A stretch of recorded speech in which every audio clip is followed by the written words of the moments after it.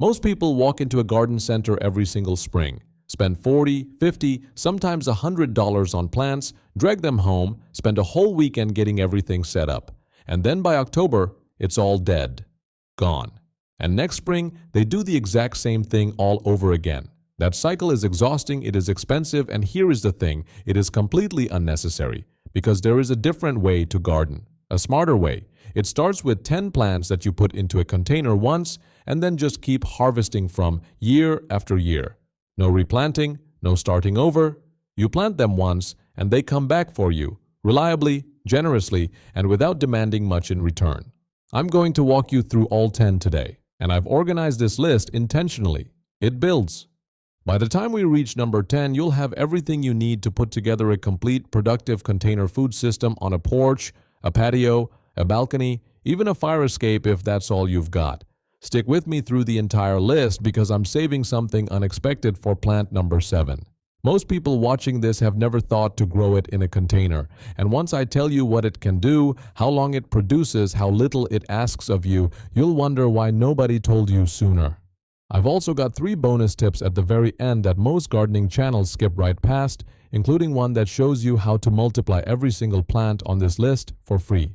Let's get into it. Plant 1. Mint. Let's start with the easiest win on this entire list. Mint. And I know what some of you are already thinking. Mint, that's basic. But here is what most people don't understand about this plant. It is practically unkillable, it grows aggressively and joyfully in a container, and a single well-tended pot of it can save you $4 to $6 every week at the grocery store. Every week. Over a full year, that one pot pays for itself over and over again. There are so many varieties to explore. Peppermint, spearmint, chocolate mint, mojito mint, apple mint, strawberry mint. Each one has a completely different character, a different flavor profile, a different place in the kitchen. You could dedicate an entire container to just mint varieties and have something worth looking at every single day of the season. Here is something important to understand about mint's growth habit. The aggressive, spreading energy that makes it a nightmare in a garden bed is exactly what makes it perfect in a container. The pot contains and focuses that energy, and what you get is a dense, lush, incredibly productive plant that practically fills itself in. Use a 12-inch pot. Give it rich, moisture-retentive soil. Set it in at least 5 or 6 hours of sun, water consistently, and harvest from spring all the way through fall. The single most important thing you can do to keep mint producing at full power is cutting it before it flowers. The moment you see flower buds forming at the stem tops, pinch them off immediately. Once mint flowers, it signals the plant to shift energy away from leaves, and leaves are what you want. Keep those flowers cut, and your mint stays bushy, dense, and absolutely loaded all season long. Come winter, even in cold northern states, the roots survive inside the container and push back up the moment spring returns. Plant it once. Harvest it forever. Plant 2. Chives. Chives might be the single most reliable perennial on this entire list. If you have never grown anything in a container before, chives are where you start. Because they are genuinely forgiving, they come back every spring without you doing a single thing, and they produce almost year-round with barely any effort from you. Here is something that surprises most new gardeners. You can eat the flowers. In late spring, chives send up these beautiful round purple blossoms, completely edible, slightly sweet, delicately onion-flavored, and stunning scattered over a salad or stirred into a sauce. They are also one of the first flowers of the season to attract pollinators, which means a pot of chives on your patio actually helps everything growing around it. An 8 to 10-inch pot is all you need. Good potting mix, a sunny spot, consistent water. When harvesting, use scissors and snip from the top, always leaving at least 2 inches of growth above the base. The plant regrows within days. It almost doesn't matter how often you cut them. They just keep coming back, every single time. And here is the thing nobody talks about enough. Chives multiply themselves for you. Every few years, a single clump grows into a large, dense cluster you can pull apart and divide into 3, 4, sometimes 5 separate plants. Each one goes into its own pot, and suddenly you have a whole collection from one original purchase. Hardy across virtually every U.S. zone and one of the most effortless perennials you will ever grow. Plant 3. Thyme. Thyme costs $4 to $8 every single time you buy it fresh at a grocery store. In a container on your porch, it costs you almost nothing to maintain, and it keeps producing for 5 to 7 years without much effort at all. What makes thyme remarkable is its stubbornness. Research shows thyme has up to an 80% survival rate in protected containers, even through brutal Zone 5 winters. That is not a delicate plant. That is a survivor. And because it stays compact and cascades beautifully over the edge of a pot, it also doubles as something genuinely attractive in your outdoor space.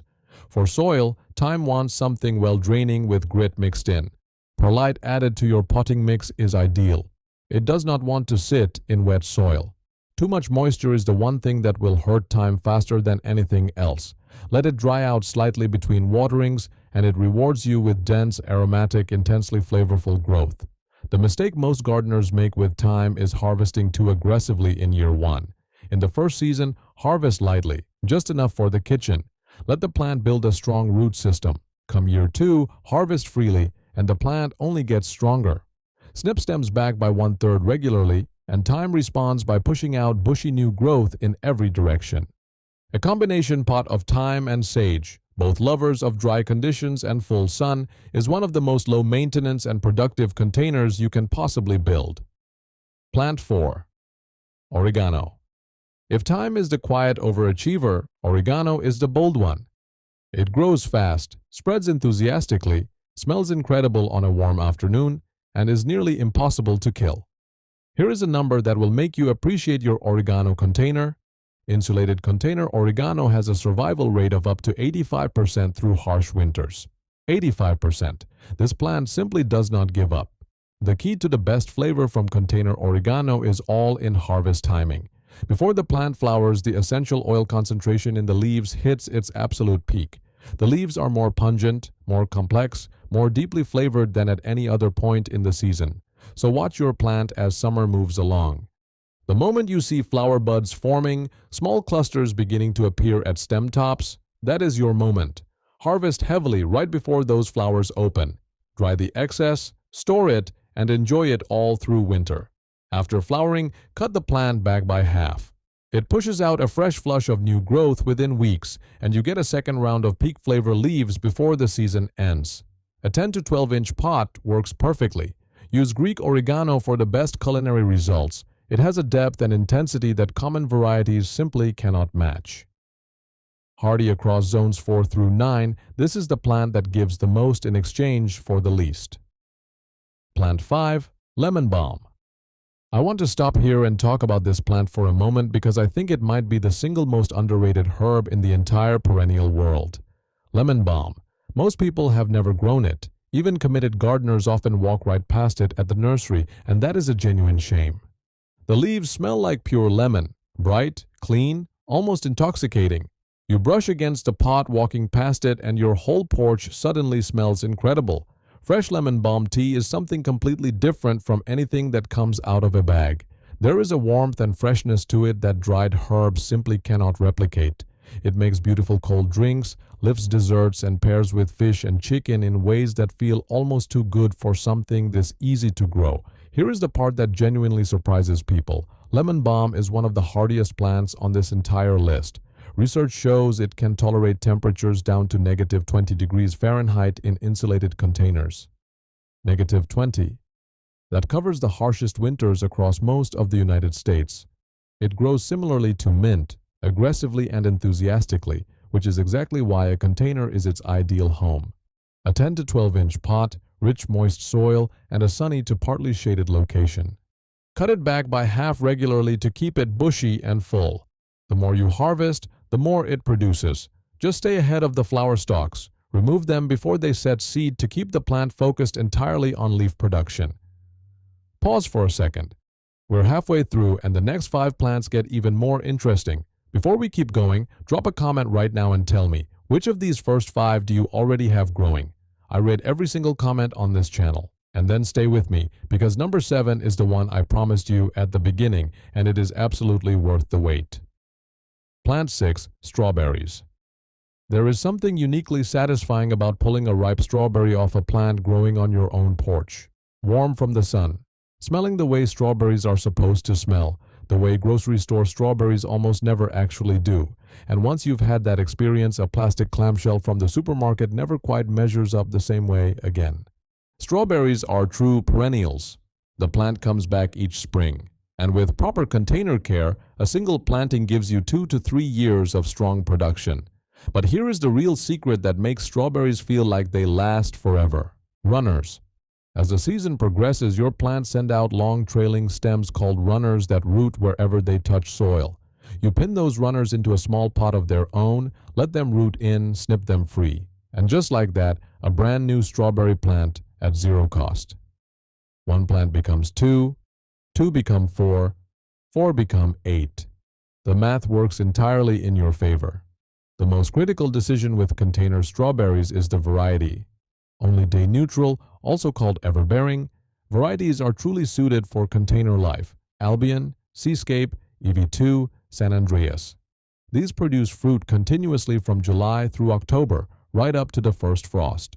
Use a 12 to 16-inch pot, keep the soil consistently moist, and set it in full sun. In cold climates, move the container to a sheltered garage for winter. The crown survives, and in spring it pushes back up ready to produce again. Plant 7. Blueberries. Here is the one I promised you. And before you decide you already know this plant, stay with me for just a moment. Because there is a version of blueberries most people have never seriously considered.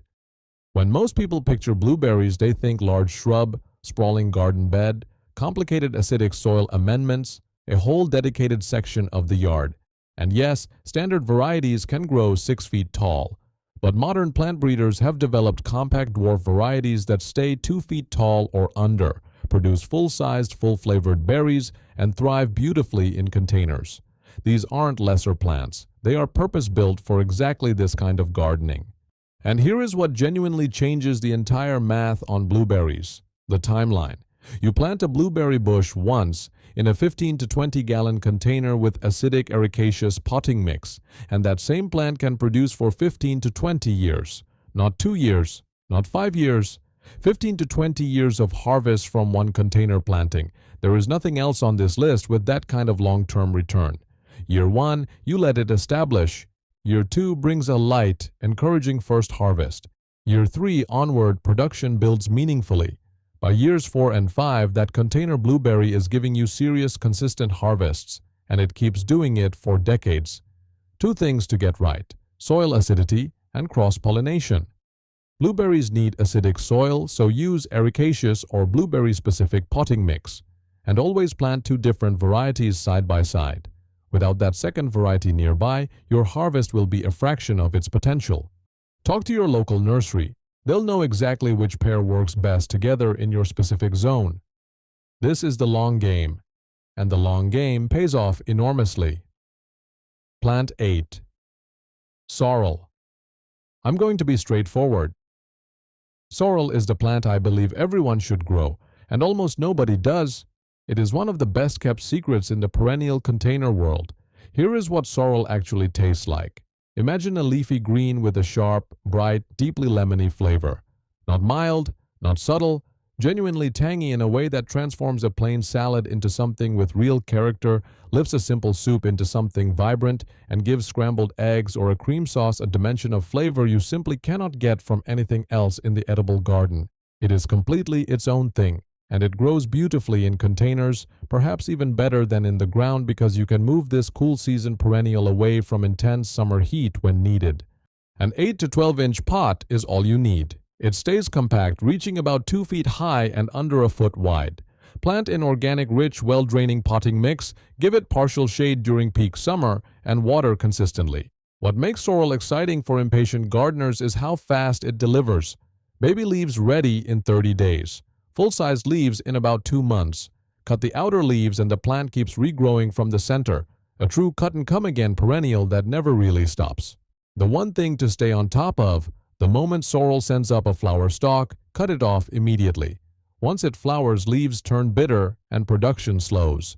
Stay ahead of it and you get fresh, beautifully tangy leaves from spring through fall, year after year. Plant 9. Rhubarb. Rhubarb in a container stops people in their tracks because most gardeners assume it needs enormous ground space to thrive. It does not. With the right container and setup, a single rhubarb crown planted today can produce harvests in that same pot for a full 10 years. 10 years of stalks, 10 years of pies, crumbles, preserves, sauces. From one planting, there is almost nothing else in the edible garden with that kind of return on a single decision. You need a generous container, at least 20 inches deep and 20 inches wide. Depth is the priority because rhubarb's root system drives downward as the plant matures. Shortchange it on depth and you shortchange everything the plant can give you. Rich, well-draining potting mix amended with compost, full sun, and consistent moisture. Rhubarb is thirsty, especially during warm weather when containers dry out quickly. A layer of mulch on top of the soil helps hold that moisture in. The hardest part of growing rhubarb is the patience required in year one. Do not harvest a single stalk during the first season. Every stalk you resist cutting in year one builds root mass that translates directly into dramatically larger, more productive harvest for the following 9 years. By year 2, harvest freely in spring through early summer. Then let the plant rest through July so it can store energy for next season. One thing to know without exception, the stalks are edible and wonderful.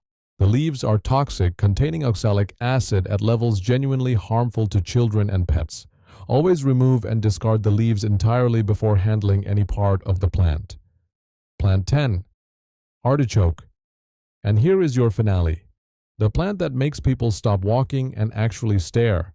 The globe artichoke is genuinely dramatic in a container. Bold, architectural with silvery green leaves that fan out wide and edible buds sitting at the tops of tall, elegant stems. It is the plant that makes your patio look intentional and impressive, and it actually feeds you. A single globe artichoke plant produces 10 to 12 edible buds per harvest season, and it does this not for 1 year but for approximately 4 to 6 years per container planting.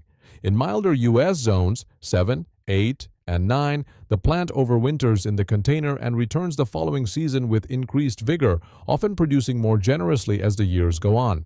The container needs to be genuinely large, minimum 20 gallons, 18 to 24 inches deep, at least 18 inches in diameter.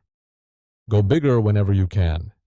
Use a rich blend of 60% potting soil, 20% compost, and 20% perlite for drainage. Feed the plant regularly throughout the growing season because artichokes are heavy feeders and they perform in direct proportion to how well you nourish them. The Imperial Star variety is your best choice for containers, compact, productive, and reliable across a wide range of conditions. Timing the harvest is the whole skill with artichokes. Harvest while the bud is tightly closed and firm. The moment the bud begins to open, petals starting to spread apart, eating quality drops off fast. Press the bud lightly, it should feel dense and resist your fingers. Catch it at that moment and you have something genuinely special. In colder zones, bring the container into a protected garage before hard frost, and you can often pull a second season from the same crown. 3 things before you go, because these are the details that make everything on this list last longer and produce better. First, soil. Do not grow any of these plants in straight potting mix straight from the bag. Build a blend. Quality potting soil, finished compost, and perlite. Roughly 60% soil, 20% compost, 20% perlite. This combination gives you moisture retention for the thirsty plants and the sharp drainage that Mediterranean herbs demand. One base blend, adjusted slightly by plant, works across the entire list. Second, overwintering. This is where most people lose plants they didn't have to lose. For herbs, mint, chives, thyme, oregano, lemon balm, move containers against a building wall or into a sheltered spot before the first hard freeze. The thermal mass keeps temperatures several degrees warmer than open ground. For larger containers, rhubarb, blueberries, artichokes, an unheated garage is ideal.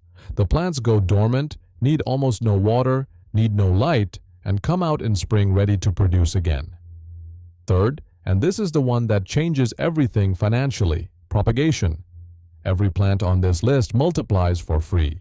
Strawberry runners root into new pots. Chives and lemon balm divide at the base into multiple plants. Mint and thyme root from cuttings dropped in a glass of water. What starts as 10 pots quietly becomes 20, then 30, without spending another dollar. You share them, you fill your entire space, you give them as gifts. This is how one good decision, choosing perennials over annuals, compounds into something that genuinely transforms how you garden. Now I want to hear from you. Drop a comment below and tell me which plant you are starting with. I genuinely read every single one and I reply to as many as I can. And if you learned something today that you didn't know before, hit that like button. It takes 1 second and it helps this channel more than most people realize. If you want to keep building your container garden the right way, subscribe and turn on notifications. Next week, I'm covering the 5 biggest mistakes people make with container food gardens and how to fix every one of them before the season gets away from you. I'll see you in that next video.